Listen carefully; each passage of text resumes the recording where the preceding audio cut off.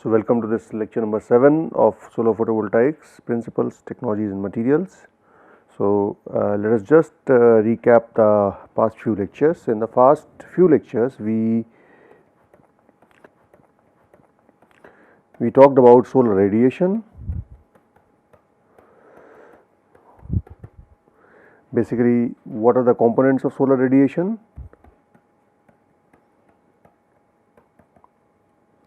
How do we quantify it?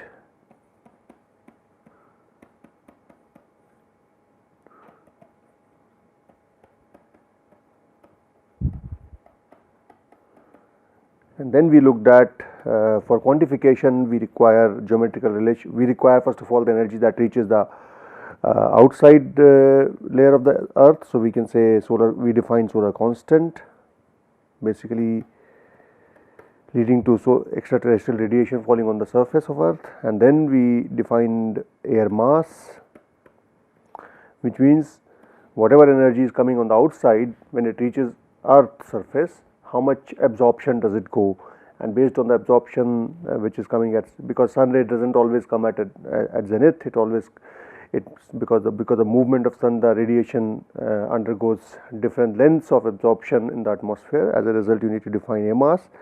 So, average air mass is 1.5 g. This is what is average intensity when we characterize the solar cell for the averaging for the whole day. And then we looked at the geometrical relationships.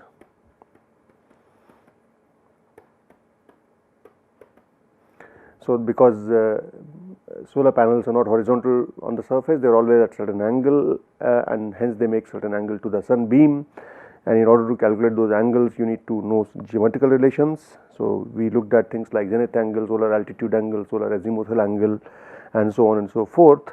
And then we also defined various time corrections, and time corrections together with geometrical relations give you rather accurate estimate of the angle at which angle and the time at which the radiation is coming and falling on the surface. And then we looked at various model for measuring solar radiation. So, all of this makes a complete sort of study of how do you measure the solar radiation falling on a surface at a given location at a given time of the year. So, all of this is required to, so it is not in very great detail because it is just 5 half an hour lecture worth material. However, if you wanted to go into details, I have given you references such as principles of, such as solar energy by Sukhatme and Nayak, principle of solar energy engineering by Caligroi. These are good books which go into details of solar radiation measurement. So, now we will get into learning the fundamentals of semiconductors, which are basically on the core of photovoltaics. So, we look at some basic principles of semiconductors.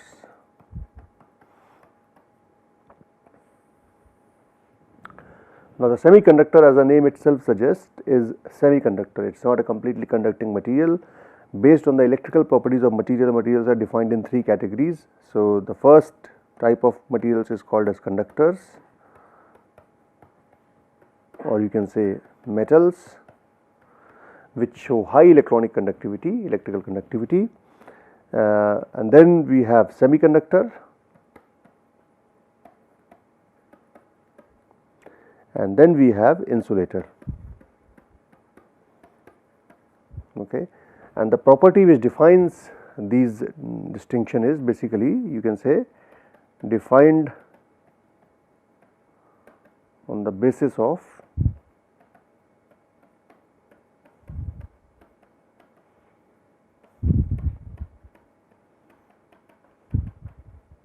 electrical conductivity, which is written as sigma is equal to n E square tau divided by m, okay, where n is the carrier concentration, E is the electronic mass or carrier mass, tau is the relaxation time, and then m is the mass of the carrier. You can also write this equation as n E mu, where mu is the carrier,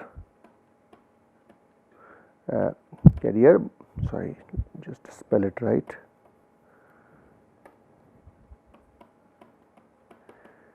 carrier mobility. Okay, so you can see that mu will be equal to E tau divided by m. So this equation gives you the conductivity, which is inverse of resistivity rho. So essentially this is electronic conductivity, and based on the value of this conductivity we define a material as a semiconductor or as an insulator or as a metal. So let me so the distinction between these three is it takes a value of about let us say, let me give you certain values. So semiconductors would be, so metals would be the ones, they will have large sigma, or you can say small rho. So typically a metal would have conductivity. So metals conductivity is of the order of you can say ohm meter inverse. So something like something like copper would have a conductivity of, I don't know, 10 to the power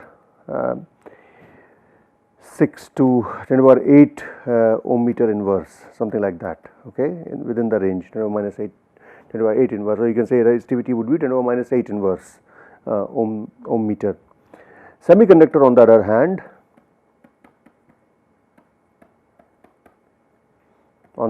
will have electrical conductivity of somewhere between so they will have medium, or you can say smallish sigma.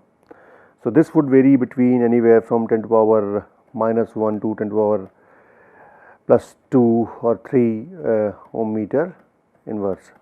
So silicon would have a value of about so for example silicon will have a value of about 10 to the power 10 ohm meter, 1 to 10 ohm meter inverse. If you look at insulator, will have very small conductivity. So essentially you are looking at conductivity of the order of 10 to the power minus 8 or lower. So in this category you will have most of the compound materials, oxides, nitride, carbides. Many oxides are very insulating, so they will all be in this category. Now we will come back to this later on, but first we would like to see what is that which tells you the difference between a metal, semiconductor and insulator, and this is basically on the basis of energy band diagram. So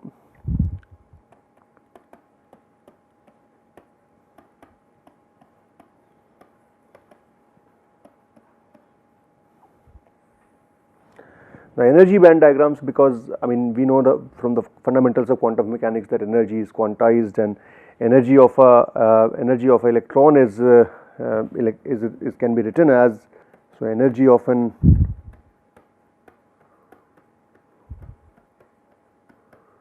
electron is written as E is equal to h cross square k square divided by 2m, where h cross is equal to h divided by 2 pi, where h is Planck's constant. Okay.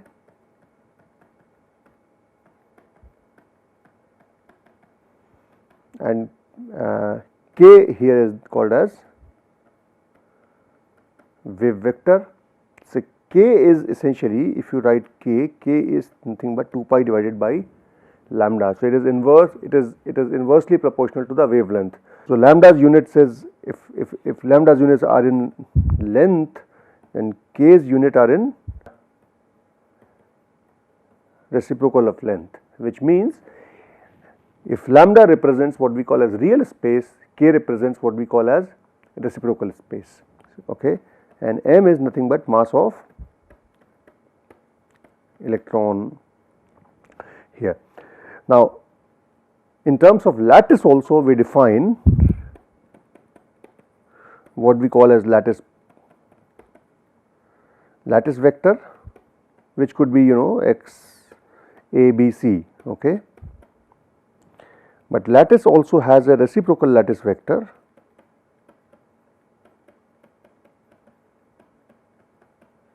which is A star, B star and C star, and the magnitude of this reciprocal lattice vector is inversely proportional to the magnitude of real lattice vector.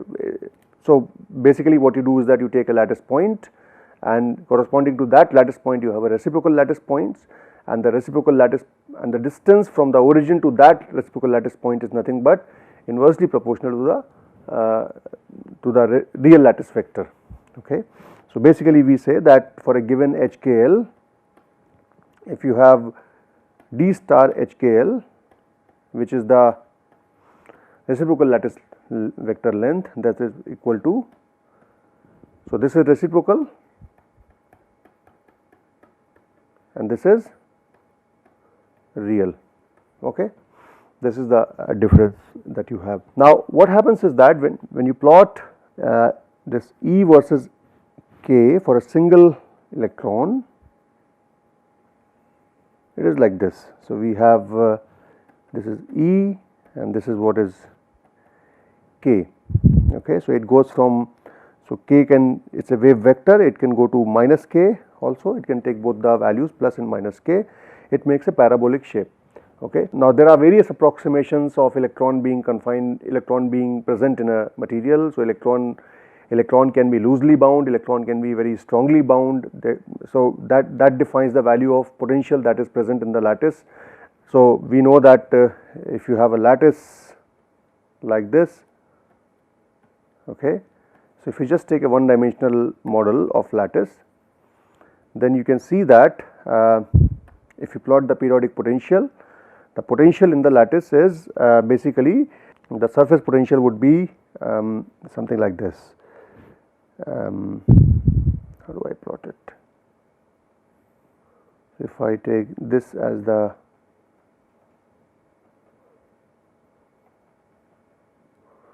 so this is nothing but you can say the potential, I do not know, potential can be written as V, and this can be taken as distance x, and here the potential varies as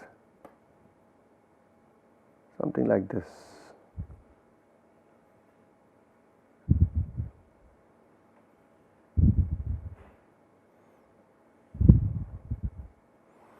So, this is, you can say it is nothing but periodic potential. So, you are going to have periodic potential in a periodic lattice, okay. And if you do not have a periodic lattice, you will have a aperiodic potential, which means potential will not also have a periodicity. Now, based on, now when you, and this is the energy versus wave vector for single electron. In a material you do not have single electron, you have multiple electrons, and you have these, all the lattice sites will have this kind of periodic potential. So, based on the interaction of electron with the lattice, when the electron interacts with the lattice, then when you plot Ek for a given lattice, so when you can say electron and lattice when you take together. So, this has whole theory behind it, Kronig-Penney model and so on and so forth. We do not have time to discuss all that, but when an electron is present in a lattice, it undergoes interaction with the lattice, and based on that you can plot the energy of electron as a function of, now this wave vector of electron, that is a small k, and reciprocal lattice vector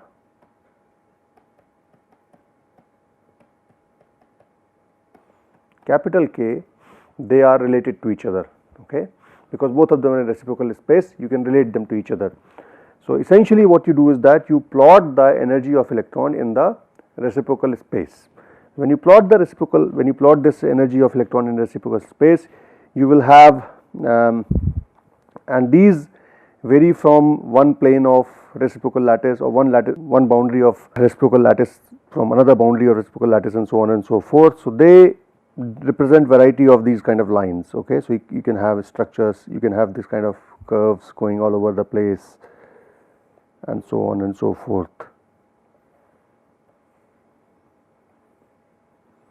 So, I am not drawing in particular any particular diagram, but this is how lines you will observe. Now these are the lines which are energy versus, let's say, K. Okay. Now as long as these lines are connected to each other and they are continuous, so that electron will, so suppose you have electron here, when it moves, it always finds a continuity in the energy space. There is no discontinuity in the energy space. So you can see that although there is a discontinuity here, but you find electron finds a continuity here. Similarly, if it travels from this energy space, it always finds a continuity here. So as long as electron is able to find a continuity in the energy space, it will always find an energy state in which it can move into. However, if there are systems for which you do not have continuity, if there are systems for which you have situations like, so if you plot E versus K, and if you plot, let us say, you may have states in this fashion, let us say, very simple diagram I will draw. So you may have states like,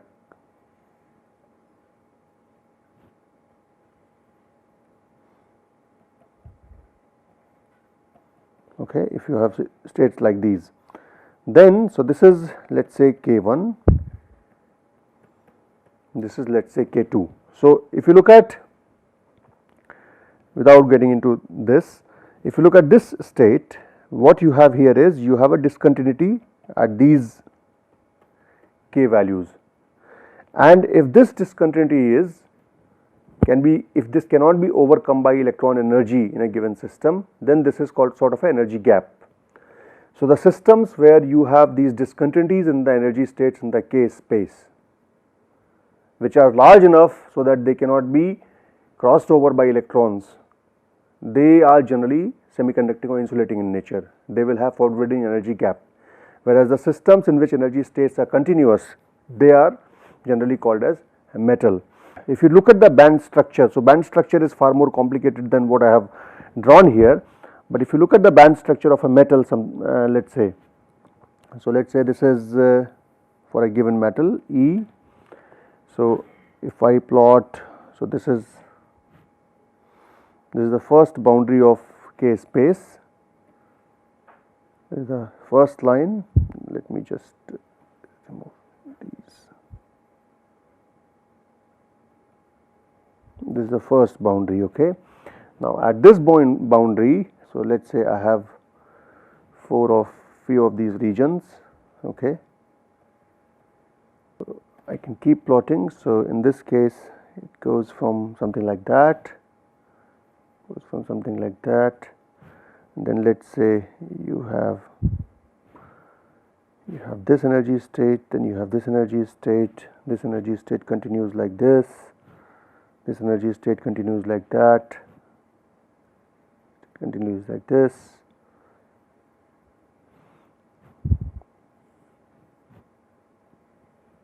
Now you can see that although you can see that there are certain discontinuities in the energy space here, but there are certain energy states which are continuous across the energy spectrum. You have certain gaps here, you have a gap here, you have a gap here, but at the same time you always find a continuity. So this energy state is continuous, this energy state is continuous, and this energy state is continuous, which provides a path between these energy states. So there is a connectivity in the energy states. There is no single gap which runs through the K space. So this is sort of a energy band for a metal. Okay.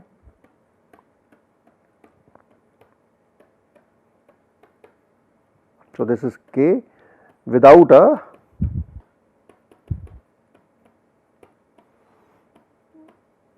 gap which runs through the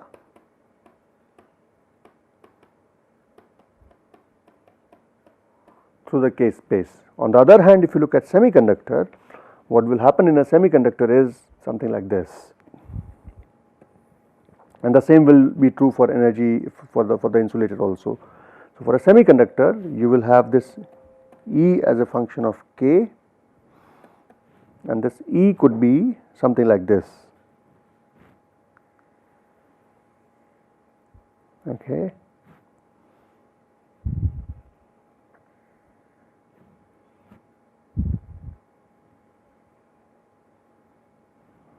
then we have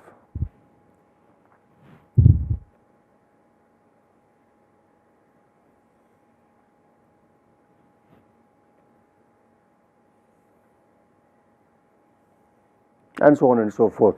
So, now here what you see is that there is one region in which energy states are continuous, there is another region in which energy states are connected to each other, but there is one region where there is no energy state at all. So, you can see that if I just connect this region, so within this region I have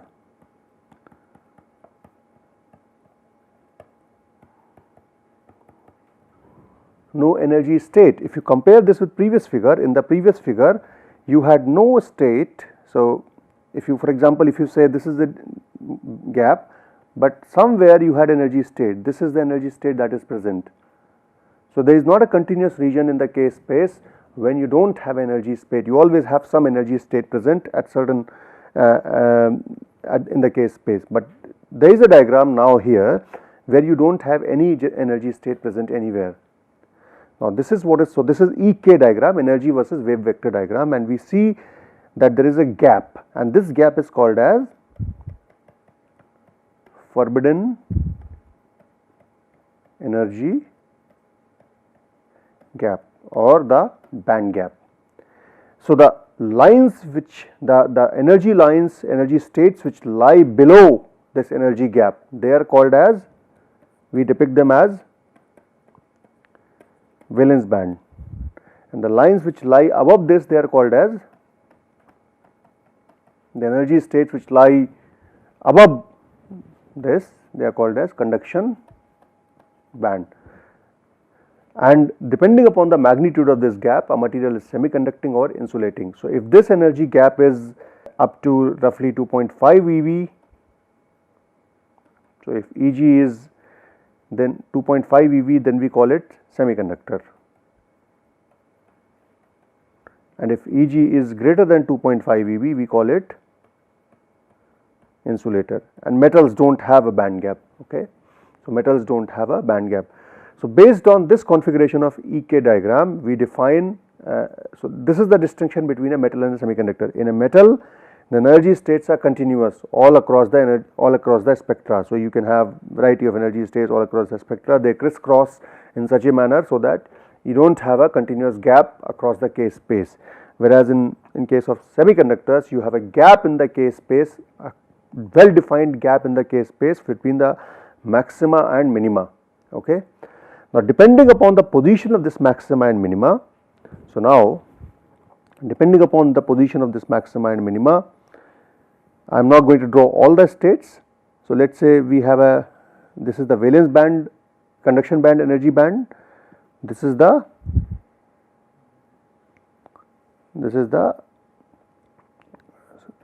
valence band structure. Okay. So, valence band is something, this is valence band, this is conduction band, and so on and so forth. So, this is E, this is K. So, K is a reciprocal space. If the minima of conduction band and the maxima of valence band do not coincide in the K space, so you can see they have a gap, and the gap is always with respect to maxima and minima. Okay. If the K, you can say conduction band minima and K with respect to valence band maxima, they do not coincide, if they are different, then this kind of semiconductor is called as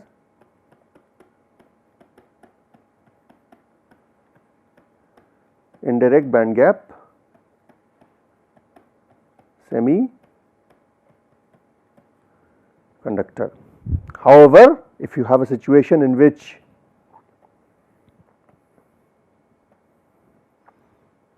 the energy bands are like this, so this is the minima and your maxima also happens to be, so this is the maxima, and if, so this band gap is called as direct band gap semiconductor when K minima is same as K maxima. Okay, there is no gap distance, there is no difference in these two K values. So, this is A, this is K. This is a direct band gap semiconductor. So, something like silicon is an indirect band gap semiconductor, and something like gallium arsenide is a direct band gap semiconductor. Now, this has profound implications in terms of optical properties. Generally, the light absorption is better in case of direct band gap semiconductor as compared to indirect band gap semiconductor, because light absorption, you have a photon and the photon causes a migration of electron to hole. So, since there is no change in the K value, the absorption of light is much better in case of direct band gap semiconductor as compared to something like silicon, where K value is different. So, electron has to change its K value. So, when you excite electron from valence to conduction band, it directly just does not go to valence band. It will have to change its K value corresponding to that energy level. So, you have some loss of energy here, and as a result the absorption is not very good. So, in general you can say that optical absorption is better for direct band gap semiconductor than in a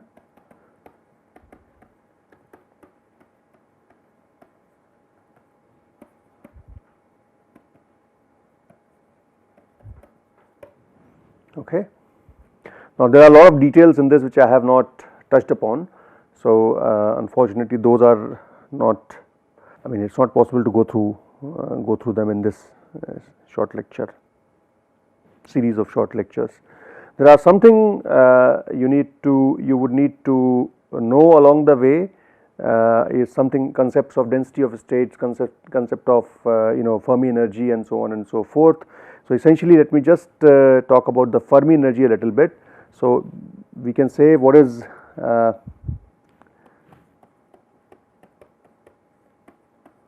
we can begin with first density of states. So, when you have energy states in a given system, then we can define these energy states in the form of what we call as density of states. Density of states I can define as the number of energy states per unit energy in an interval dE. Okay, this is called as density of energy states, basically density of energy states. Okay, so how dense the energy states are in a given interval, and this is, we can write this as dE as V over 2 pi square. So, there is a whole analysis behind this which I am not going to do here. 2m divided by h cross square to the power 3 by 2 into e to the power half. So, you can do this analysis of density of states in 1 dimension, 2 dimension, 3 dimension space. So, now density of states, when you plot it as a function of energy, then it goes as, you can see that it goes as e to the power half. Okay. So, dE goes as e to the power half. So, you can plot this as, so you can see that if you have E is equal to 0, the dE will be equal to 0 as well. So, this goes as something like this, right. So, this is dE and you will have E here. Now, when the temperature increases, then what happens is that when the temperature increases, the density of states tend to show a behavior around energy called as Fermi energy. So, this is, let us say, certain energy called as Fermi energy. Now, Fermi energy is generally defined by, so there is something called as Fermi energy is an energy below which all the energy states are filled at 0 Kelvin. Okay. So, you can say at 0 Kelvin,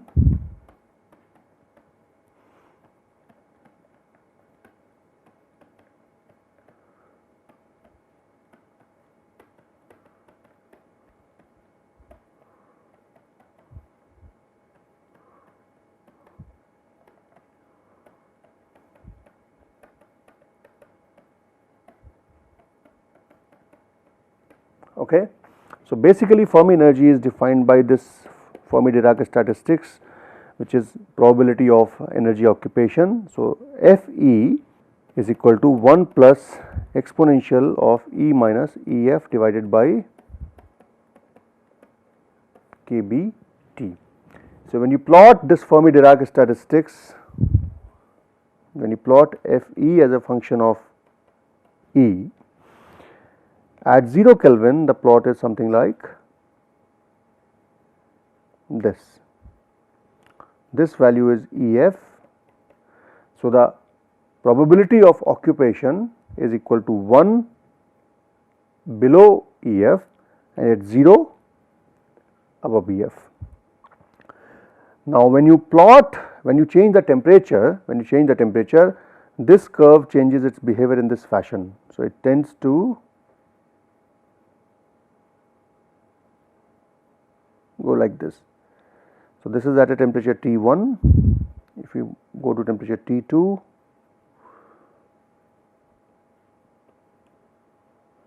goes like that, something like that, T2. So, it is not drawn very well, but something like that. Okay.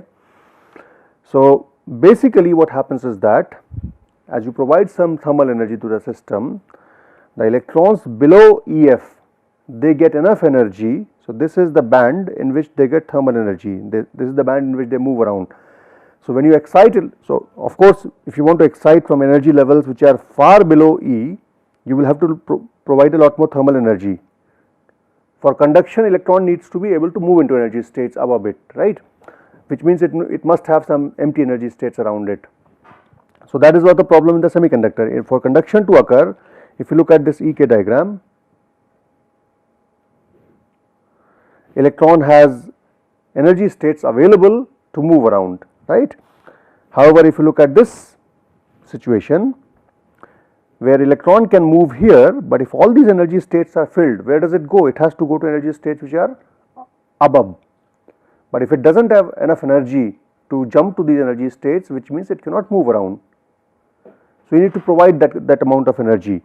So, essentially that is what we are saying in Fermi-Dirac statistics, that there is a reference energy Ef below which all the energy levels are filled.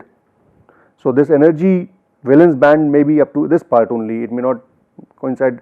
So, it is just a hypothetical picture.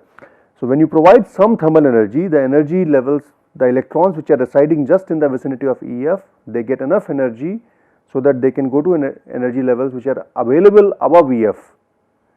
And then there are lot many empty states around Ef in which electron can move around and conduct. As you keep increasing the temperature, more and more electrons jump in, but it happens, the whole thing happens in the vicinity of Ef. So, the number of electrons which have left here are the number of electrons which have reached here. Similarly, in this case, number of electrons which have left in this fashion have reached here. So, this curve is basically around asymptotic around half. Okay. So, number of electrons which have moved above Ef are the same as the number of electrons which have left below Ef. Okay. So, this we will continue in the next lecture. Okay.